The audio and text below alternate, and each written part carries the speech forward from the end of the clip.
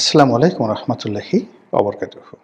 সম্মানিত দর্শক, জামাতের আমিরের সঙ্গে ভারতীয় গোয়েন্দা কর্মকর্তা অথবা কূটনৈতিক কর্মকর্তা অথবা ভারতীয় রাজনৈতিক নেতৃবৃন্দ তাদের একটা গোপন বৈঠক হয়েছে, এইরকম খবর বাংলাদেশে রীতিমতো চাউর হয়ে গেছে।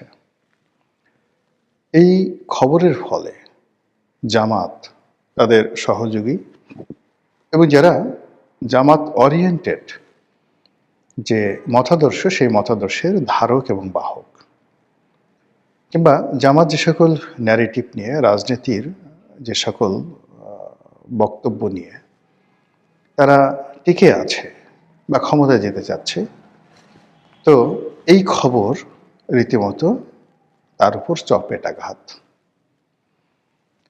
আমেরিকার রাজনীতিতে ওয়াটারগেট কেলেঙ্কারি, যেটি রিচার্ড নিক্সনের ক্ষমতাকে চ্যালেঞ্জ জানিয়েছিল এবং সারা পৃথিবীতে তোলপাড় সৃষ্টি করেছিল। আমেরিকার ইতিহাসে সবচেয়ে বড় রাজনৈতিক কেলেঙ্কারি, এমনকি কন্ট্রা অস্ত্র কেলেঙ্কারির চেয়ে জঘন্যতম কেলেঙ্কারি হিসেবে আমেরিকান জাতি এই ওয়াটারগেট কেলেঙ্কারিকে মনে করে। এখন ঘটনা কিন্তু তেমন কিছু নয়, কিন্তু আপনি যখন রাজনীতি করবেন, রাজা হবেন, রাজা কখনো পশুর মতো আচরণ করে না। রাজা কখনো নিষিদ্ধ প্রাণী, নোংরা প্রাণীর মতো আচরণ করে না। শেয়াল, বেজি, সজারু, গন্ডারের মতো রাজা কখনো আচরণ করে না। রাজার আচরণ বাঘের মতো, সিংহের মতো। শিয়াল, কাক এগুলো সব চোর, অন্ধকারের নিশাচর প্রাণী, বাদর, এদের মতো কখনো রাজা আচরণ করতে পারে না। এই যে একটা থিওরি, সেই থিওরিটিকে অপমান করেছিলেন রিচার্ড নিক্সন এবং তার যে ইলেকশন পরিচালনা কমিটি তারা। আপনারা জানেন যে আমেরিকাতে দুটো রাজনৈতিক দল রয়েছে, ডেমোক্র্যাট এবং রিপাবলিকান। রিচার্ড নিক্সন ছিলেন রিপাবলিকান দলের প্রার্থী এবং প্রেসিডেন্ট। তো নির্বাচন হচ্ছে, আর রিপাবলিকানদের যে প্রতিদ্বন্দ্বী ডেমোক্র্যাট, তাদের একটি নির্বাচনী জনসভা হচ্ছে, গোপন জনসভা হচ্ছে। কোথায়? একটি হোটেলে, ওয়াটারগেট নামক একটি হোটেলে। তো সেখানে ডেমোক্র্যাটরা কি আলোচনা করে গোপনে, সেই বিষয়গুলো জানার জন্য রিচার্ড নিক্সনের যে সকল নির্বাচনী কর্মকর্তা আছেন, তারা ওই জমানাতে 1970 সনে আধুনিক কালের এতটা ডিভাইস ছিল না, তারা সেখানে একটা টেপ রেকর্ডার স্থাপন করেছিল। পরবর্তীতে সেই টেপ রেকর্ডারটি ধরা পড়ে এবং তদন্তে বের হয়ে আসে যে এই কাজ রিপাবলিকানরা করেছে, অর্থাৎ প্রেসিডেন্ট নিক্সন করেছে। অমনি সারা আমেরিকার রাজনীতির ইজ্জতের উপর ঘা লাগে। চারিদিকে শুধু সি সি রব পড়ে যায় যে মানুষ এত খারাপ হতে পারে। কারো ব্যক্তিগত, প্রাইভেট, প্রতিপক্ষের গোপন বিষয় জানার জন্য এতটা নীচতা, এতটা খারাপ কাজ কোনো রাজনীতিবিদ করতে পারে, এটা 70-এর দশকের আমেরিকার জনগণ কল্পনাই করতে পারেনি। এবং এটাই হলো ওয়াটারগেট কেলেঙ্কারি।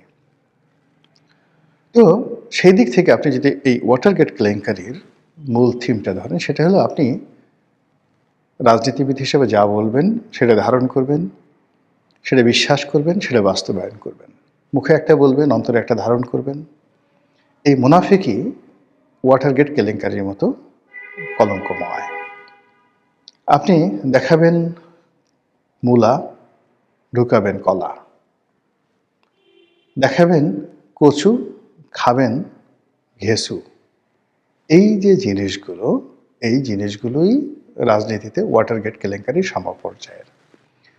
বাংলাদেশের জামাত, তাদের দুটো রাজনীতির মূল এজেন্ডা রয়েছে। একটা হলো তারা ভারতের আধিপত্যবাদকে অস্বীকার করে। দ্বিতীয়ত হলো যে তারা ভারতের যে উগ্র হিন্দুত্ববাদী রাজনৈতিক দল বিজেপি, তাদেরকে মনে করে বাংলাদেশের জন্য হুমকি। বর্তমান নরেন্দ্র মোদী সরকারকে তৃতীয়ত তারা ঘৃণা করে, এই কারণে যে বাংলাদেশের ফ্যাসিবাদী হিসেবে তাদের দৃষ্টিতে যে শেখ হাসিনা সরকার ছিল, তারা ক্ষমতাচ্যুত হওয়ার পর নরেন্দ্র মোদী সরকার তাদেরকে সেখানে আশ্রয় দিয়েছে। এরপর জামাত মনে করে যে 1971 সনের যে যুদ্ধটি, এই যুদ্ধটি মূলত ভারত বাংলাদেশের উপর চাপিয়ে দিয়েছে এবং পাকিস্তান বাংলাদেশ মূলত ভাই ভাই, নিজেদের মধ্যে একটি ভাতৃঘাতী সংঘাত হয়েছিল, অভ্যন্তরীণ সংকট। এটা বহিঃশত্রু হিসেবে ভারত এখানে ইন্টারভেন করে, আক্রমণ করে বাংলাদেশে একটা মুক্তিযুদ্ধ তারা চাপিয়ে দিয়েছে।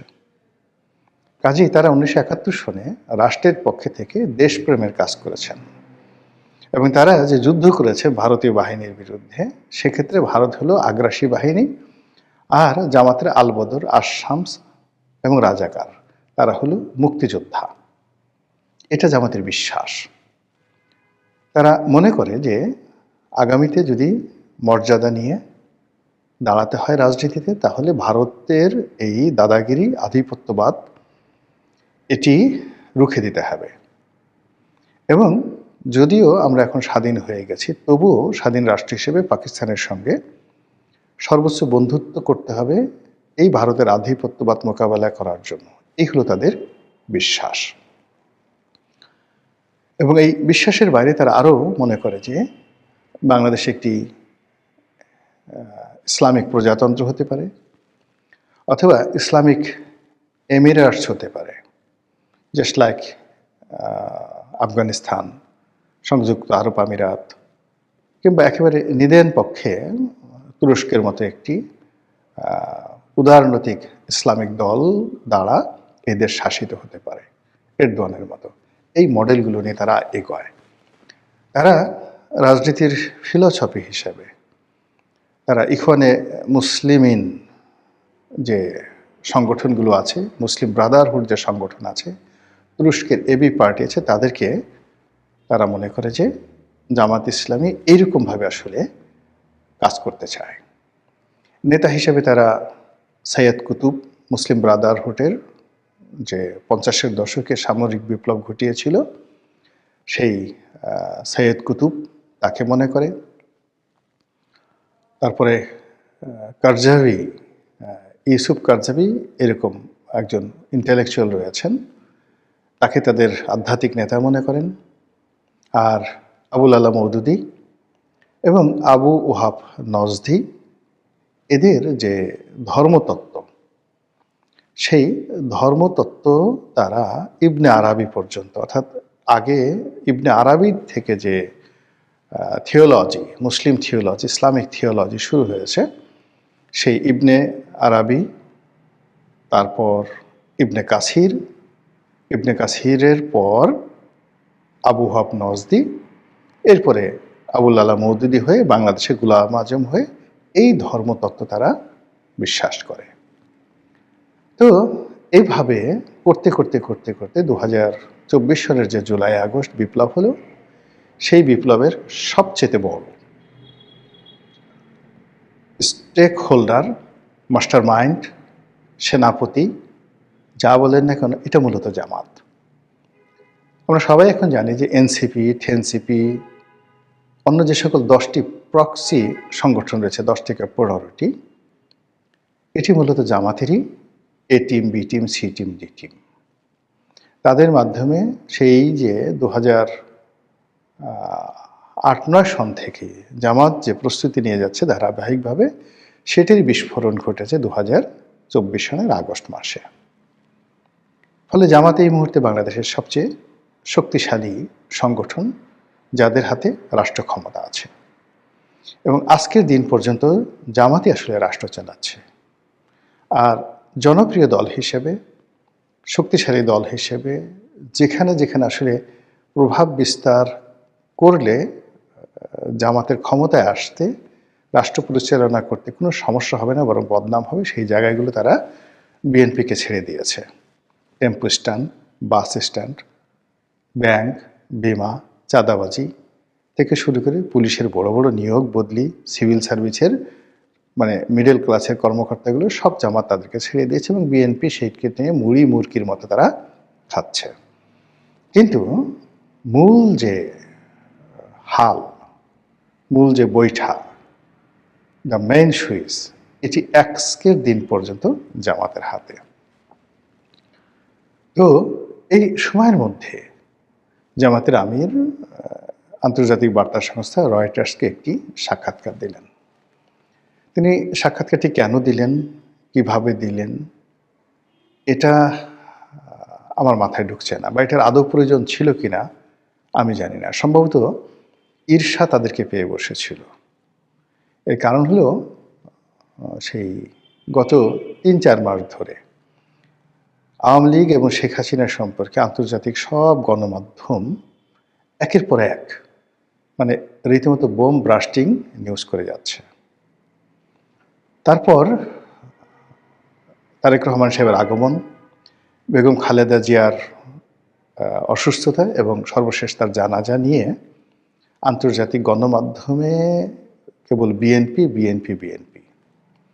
এর ফলে জামাতের সম্ভবত ইগোতে লেগেছে, এবং এই কারণে হয়তো, হতেও পারে নাও হতে পারে, রয়টার্সের সঙ্গে জামাতের আমির একটি সাক্ষাৎকার দিয়েছেন, এবং সাক্ষাৎকার দিতে গিয়ে তিনি নিজে ইচ্ছা করে হোক বা রয়টার্সের যে সাংবাদিক তার প্রশ্নের ফাঁদে পড়ে হোক, যেভাবে হোক তিনি একটি কথা বলে ফেলেছেন। সেই কথাটি হলো ভারতীয় কূটনীতিবিদদের সঙ্গে বা ভারতীয় কর্মকর্তাদের সঙ্গে তার একটা গোপন বৈঠক হয়েছে, এবং সেই গোপন বৈঠক তিনি গোপন রেখেছেন এই কারণে যে ওই বৈঠকের যারা কর্তা তারা বলেছিলেন যে এটি যেন প্রকাশ্যে না বলা হয়, অর্থাৎ ভারতীয় কর্তৃপক্ষ জামাতের আমিরকে নিষেধ করেছিলেন। এই কথার আগা মাথা, সত্য মিথ্যা মানে অন্তর্নিহিত তাৎপর্য কোনো কিছু বিবেচনা না করে চারিদিকে শুধু ছি ছি ছি ছি ছি।